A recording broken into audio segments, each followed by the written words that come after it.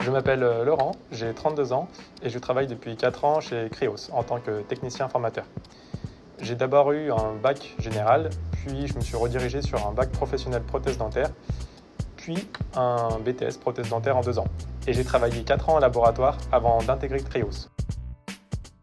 Alors on peut intervenir en tant que technicien à 2 moments surtout.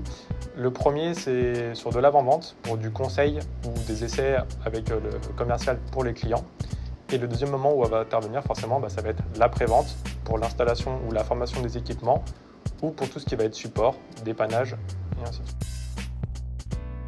Alors, en tant que technicien, on a effectivement, on va dire, un peu deux aspects, deux facettes au niveau de notre job. On va avoir une façon de faire, de fonctionner, par exemple, surtout quand on est au support téléphonique. On va y avoir des horaires un peu de bureau, voilà, pour dépanner les clients, où on va faire aussi un peu de recherche et développement sur le temps qui nous est attribué quand on n'a pas trop d'appels. Et la deuxième partie, ça va être les déplacements, pour faire soit les installations, les formations, ou tout ce qui va être dépannage ou maintenance préventive sur les équipements.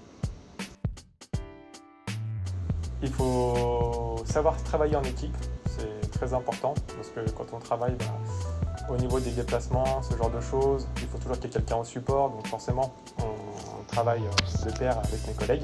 On est rigoureux au niveau de nos interventions et il faut savoir être polyvalent, justement par rapport à l'organisation des tâches, puisque c'est nous qui organisons les déplacements, c'est nous qui organisons nos tournées, donc il faut avoir un bon sens de l'organisation.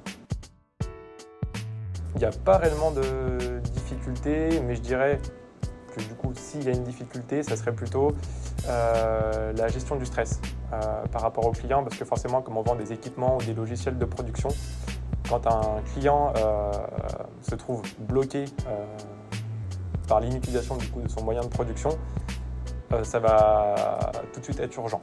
Donc on se doit d'être le plus rapide possible, que ce soit au niveau de l'intervention ou au niveau du support.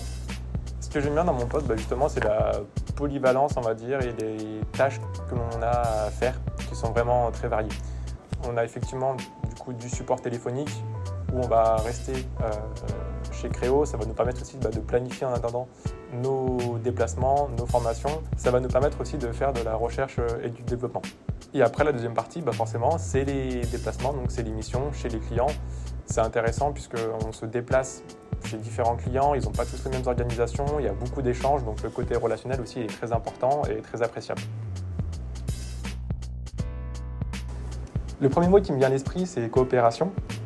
Avec les services, que ce soit administratif, marketing, commercial ou même les dirigeants ou l'équipe technique, on s'entend tous très bien, ce qui fait qu'il y a une bonne relation, il y a des bons échanges et une vraie aide, une vraie coopération sur les missions qui nous sont affectées.